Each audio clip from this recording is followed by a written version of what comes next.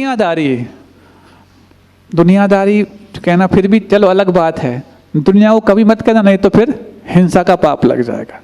हाँ, दुनियादारी है। तो अब कहने लग जाते हैं अरे सबको कर लिया, कुछ काम नहीं आता। अंत में कब, जब हताशा से और निराशा के शिकार आप जब हो जाते हैं, उस समय सब आपको ऐसे दिखता है।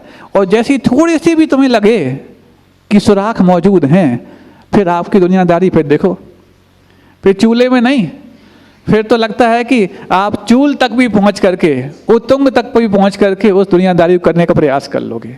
ऐसी अनंत काल से हमने अपने आप को द्विमुखी प्रतिभा के साथ जी करके इतना द्वंद्व कर रखा कि हम तय ही नहीं कर पा रहे कि हमें चाहिए क्या है। भाई वो चीज चाहिए जो जमीन में गड़ी है तो वो पाओ, लेकिन उसको पाने के लिए हम अकेले हैं ऐसा तो है नहीं है, तमाम लोग मौजूद हैं। और यदि वो चाहिए जो तुम्हारे जमीर में है तो वो पाओ, उसको पाने के लिए कोई दूसरा प्रयास भी नहीं करता। हम जिस चीज में स्वाधीन हैं उसको पाने के लिए इतने आलसी हैं, अब पा लेंगे, पहले वो पा लें जो दूसरे पा सकते हैं। उस जड़ संपत्ति को जो दुनिया पा सकती है उसको पाने के लिए दिन रात मेहनत करते, और जो निज संपत्ति है उसको सिर्फ हम पा सकते हैं, उसकी तरफ इतने बेखबर हैं कि कोई खबरदार करने भी आए तो थोड़ा सा भी रजाई से मुंह बाहर नहीं निकालते। ठंडी के समय जरा सा भी पैर बाहर निकल जाए, हाँ कैसा लगता, पूरे ढके हैं, एक अंगूठा भी बाहर आ जाए तो ऐसा लगता है कि पता नहीं पूरी शीतलहर तुम्हारे ऊपर ही पटक गई हो। अब जो पूरे के पूरे यदि बाहरी हैं उनको जरा सा भी ढक जाए तो लगता है ये उपसर्ग हो गया। ऐसे ही दिगंबर साधुओं की चर्या इस भीषण कर्मों की शीत में भी अपने उस गर्मजोशी के पुरुषार्थ से जीतने के लिए कारण बन जाती है। और जब दूसरों के लिए कंबल से हाथ बाहर निकालना भी कठिन हो, और जब दिगंबर साधु उनके सामने से निकल जाए तो वो साष्टांग होने के लिए तैयार पाए जाते हैं। हाँ, अति शीत में और अति ग्रीष्म में ही अजैनों पर भी छाप छोड़ सकती है ये दिगंबर साधु की चर्या। वैसे सामान्य से जब मौसम होता है उस समय ज़्यादा समझ में नहीं आती, क्या बात हो गई, वही 2 हाथ 2 पैर उनके हैं, वही 2 हाथ हमारे पास हैं, वो भी भोजन करते हम भी भोजन करते हैं, वो भी चलते फिरते हम भी चलते फिरते हैं, वो भी पढ़ते लिखते हम भी पढ़ते लिखते हैं। लेकिन ये सब कुछ होते हुए भी जब पेड़े पड़ते हैं तब समझ में आता है कि ये अनोखे हैं और हम तो वैसे ही हैं। ऐसे ही हमारी स्वयं की आत्म प्रकाश की ज्योति आज तक जो हमारे ही कर्मों के माध्यम से जमीन में पड़ी हुई थी, लेकिन भगवान उस आत्म ज्योति को पहचान करके भी जिसको निकाल पाना इतना आसान नहीं है, वो आपकी स्तुति रूपी कुदाली से कठोर प्रहार करके चिरकाल में नहीं बहुत अल्प काल में ही अपने हस्तंगत कर ली जाती है। अब जब इतनी बड़ी निधि मेरे लिए हाथ लग सकती है तो मेरे स्वास्थ्य और निरोगता की निधि मुझे हाथ लग जाए, कौन सी बड़ी बात है। अरे कुष्ठ को दूर करना तो बहुत छोटी सी बात है, जो कष्ट से प्राप्त हो सकती थी वो संपदा, वो भी जब आपकी स्तुति से तुरंत मिल सकती है तो कुष्ठ तो बहुत बड़ी बात है ही नहीं है। ऐसी ही अगली कारिका में अब चूंकि कुछ ऐसी बातें भी होती हैं जो हमारे जीवन में ठीक मिल तो गई है, अच्छी चीज़ मिल गई, लेकिन अच्छी चीज़ मिलने के बाद उसको अच्छे से रख पाना इतना आसान नहीं होता। हर व्यक्ति की अच्छी चीज़ की परिभाषा अपनी अपनी अलग अलग है, और ऐसी अलग अलग है कि उसको जब वो प्राप्त करने की कोशिश करता है तो उसको ये समझ में नहीं आता कि हम इसका अच्छापना और अच्छाई कब तक अपने पास रख सकते हैं। एक छोटी सी बात को लेकर के, क्योंकि एक कौन था, धोबी समझते ना, हाँ आज के समय में नहीं होते होंगे, लेकिन उनका एक अलग ही फॉर्म सामने आ गया है। तो धोबी था, और धोबी है तो उसका वाहन होता ही है साथ में। कल परसों भी एक बात आई थी, आज दूसरी बात है, कल ही आई थी, हाँ आज दूसरी बात है वही धोबी की और वाहन की। अब एक संत थे जो नदी किनारे अपनी साधना कर रहे हैं, और नदी किनारे साधना कर रहे, धोबी आया, सोचा कि अब थोड़े से मेरे कपड़े धोने हैं, और कपड़े बहुत सारे धोने हैं उसको नदी पे जाकर के, तो कहीं ऐसा ना हो उसके वाहन की चाबी कोई लगाए, और अब वाहन क्या है, गधा, और गधे की चाबी क्या है, कोई चाबी होती गधे की, जिसने कहा है तो आगे बढ़ जाए, उसमें क्या गाय थोड़ी ना है कि अपने मालिक के पास रहे, गाय और गधे में इतना ही तो अंतर है, जो मालिक के प्रति वफादार रहती है उसका नाम गाय है, और जिसके पास चला जाए उसका नाम, हाँ। अब बताओ आप लोग अपने आत्मा के मालिक के प्रति कितने वफादार हैं, और नहीं है तो फिर हम नहीं कह सकते आप क्या है। अब जैसे ही सोचा, उस धोबी ने सोचा कि ये तो साधु हैं, कोई काम तो है नहीं है, निठल्ले बैठे हैं, अब मैं इनको थोड़ा काम बता दूं। तो जैसे ही काम बताया, बोले साधु बाबा, बोले क्या, एक काम करोगे, ये संसारी प्राणी किसी को नहीं छोड़ता, बस अपना काम निकालने की बात आए तो वो चपरासी से लेकर राष्ट्रपति तक का काम किसी से भी करा सकता है, चाहे वो साधु हो चाहे कोई हो। तो बस बोला ऐसा करना, जब तक मैं कपड़े धो रहा हूँ, और कपड़े धोने में चूंकि उपयोग मेरा कपड़ों में रहेगा, ये गधे महाराज कहीं चले ना जाएं, तब तक आप इसको देखते रहना। अब वो क्या कहें, अभी तक तो उनकी साधुता उनके पास में है, कह दिया हाँ ठीक है देख लेंगे, देखने के लिए तो कहा है, और जानना देखना ये तो आत्मा का स्वभाव है। इसी बीच में वो कपड़े धोने में, अब चूंकि बहुत सारे गट्ठे लेकर के आया था, धोने लग गया। कुछ लोग होते हैं अनावश्यक कपड़े धो करके, और फिर अब धो तो डाले, अब इनको सुखाओ तो बटोरो, ऐसा करते करते अनावश्यक मेहनत किया करते हैं। ये समझो कर्मों को धोने के लिए थोड़े कपड़े कम धोगे तब जाके कर्म धुल पाएंगे, और कपड़े ज़्यादा धोते रहे तो कर्मों से तुम्हारा चेतना इतना मलिन हो जाएगा कि उनको धोने के लिए भी समय भी कम पड़ जाएगा। अब हुआ ऐसा ही, बहुत समय हो गया करते करते, अब साधु महाराज तो अब गधे को देख तो रहे हैं, लेकिन वो गधे को देखते हुए ज्ञाता दृष्टा भाव से देख रहे हैं। इसी बीच में उनकी थोड़े अपने भीतर से कुछ प्रीति हो गई, और इसने में गधा गायब। अब वो कोई आवाज करके जाता ठेंचू करके तो फिर भी ठीक थी, ना उसने ठेंचू किया और ना कोई संकेत दिया, वो गायब हो गया। इतने में गायब हुआ तो धोबी का कपड़े धुल चुके थे, आगे पूछते हैं, बोले साधु बाबा हाँ वो कहाँ, कौन, वो मेरा वाहन यहीं कहीं होगा। अरे यहीं कहीं होगा, वो तो मुझे मालूम यहीं कहीं था, लेकिन आपको मैं बोल गया था ना, इतना भी नहीं कर पाए, निठल्ले बैठते हो, समाज की रोटी खाते हो, इतना भी नहीं कर पाए कि संभाल पाओ उसको। अब देखो साधु हैं, अभी सिद्ध नहीं बने, और जब आक्रोश में आकर के वो कषाय का पुतला तो फिर द्विपायन का भी निकल सकता है। और फिर यदि ये साधु कोई सामान्य से दिगंबर साधु भी नहीं, अन्न हैं, तो उनके लिए कषाय कोई बड़ी बात होती नहीं। एक दो बात तो उन्हें सुनी, और जब थोड़ा सा उसने लताड़ना प्रारंभ किया तो उसने कहा ए जा रही खुद की चीज खुद संभाले नहीं है, हमारे भरोसे कर गया और चली गई तो फिर हमारे ऊपर लड़ता है।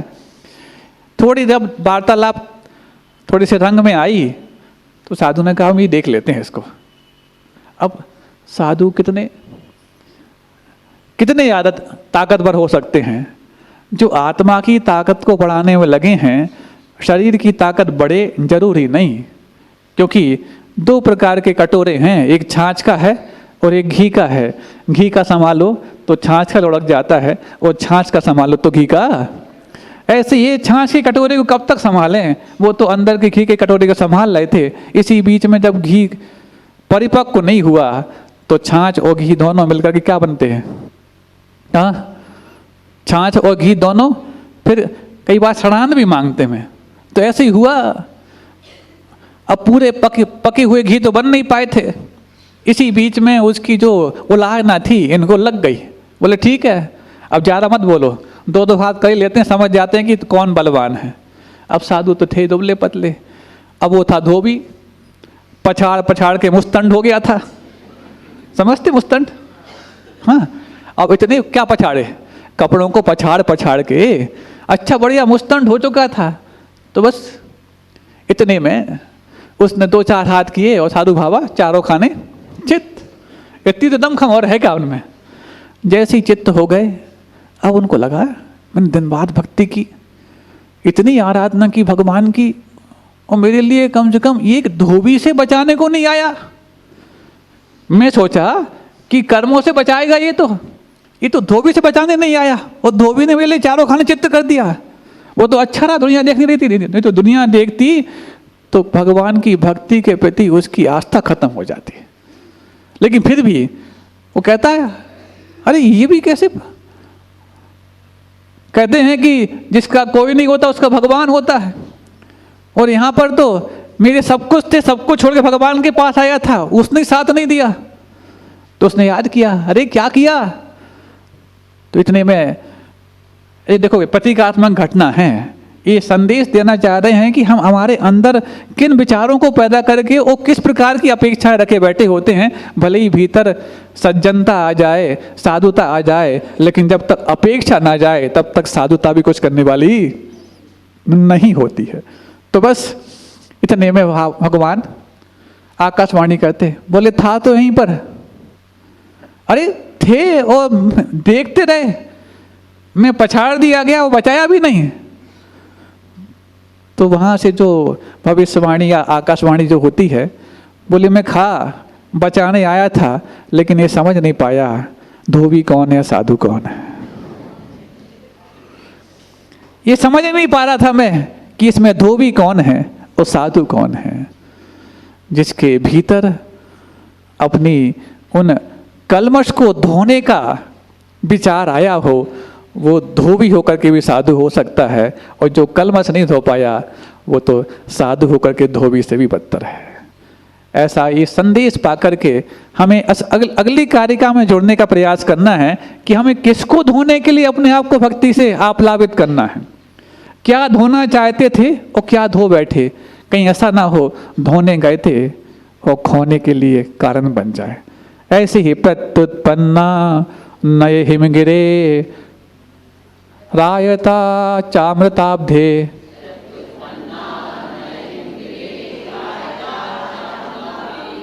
प्रत्युत्पन्ना नये हिमगिरे रायता चामृताब्धे,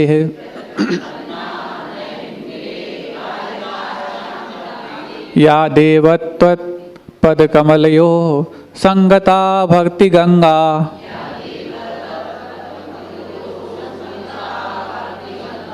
या देवत्वत् पदकमलयो संगता भक्ति गंगा,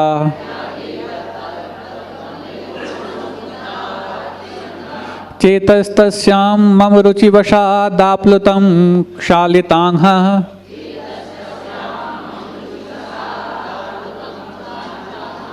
चेतस्तस्यां मम रुचिवशादाप्लुतं क्षालितांहः,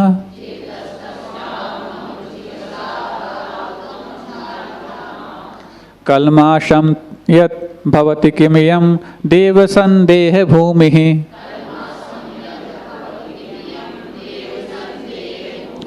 कल्माषं यद् भवति किमियं देवसन्देह भूमिः,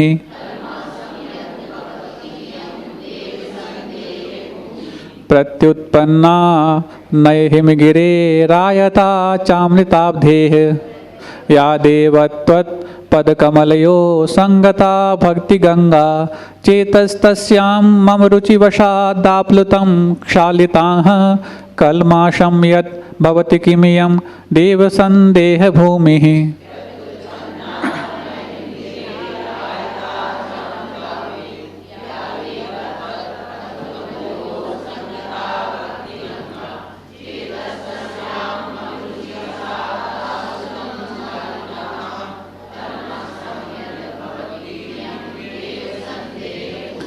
हाँ, गंगा नदी जो है वो हिमालय से उत्पन्न है,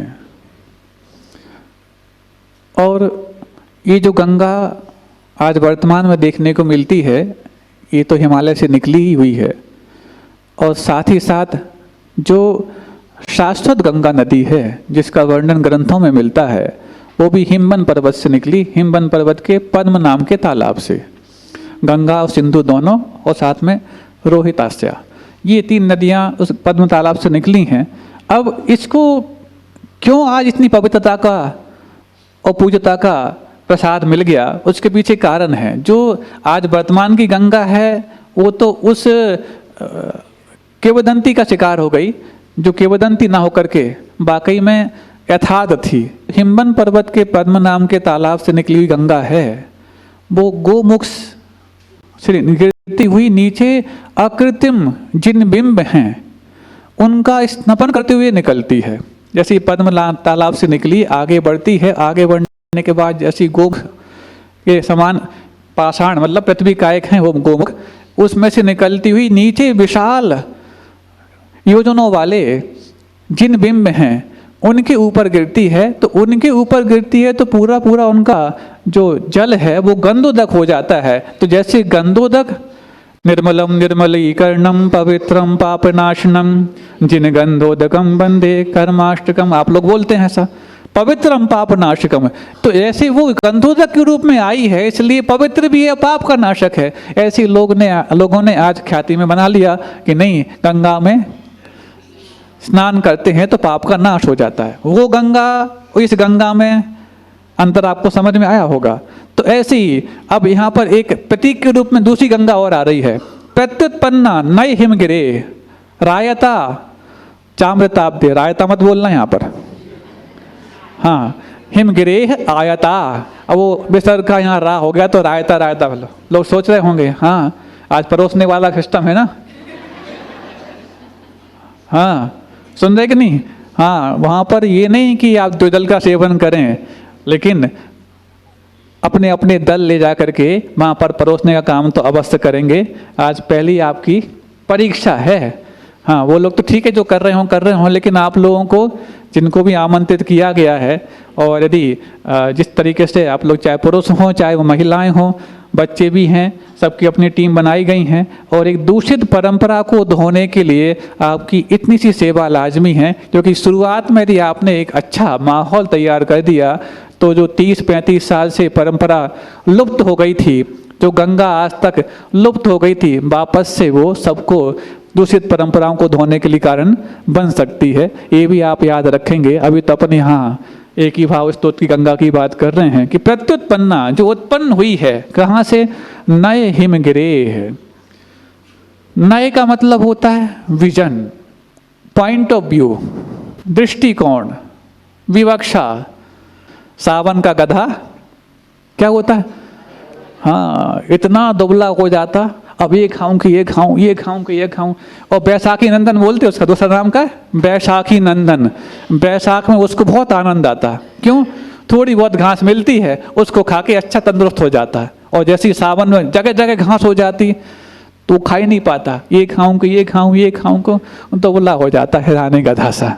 ऐसे ही तमाम हमारे कल्याण के आसपास घास उपलब्ध है, ये करूं कि वो करूं, ये करूं, कुछ नहीं कर पाते, और अंत में जा करके काम तमाम हो जाता। तमाम काम करने का अवसर मिला था, लेकिन काम तमाम कर बैठे। ऐसी हमारे जीवन में कभी भी बुद्धि की विकलता ना आए, और भक्ति की प्रचुरता के माध्यम से हमारा जीवन और आनंदमय बनता जाए। इन्हीं भावों से अहिंसा परमो धर्म की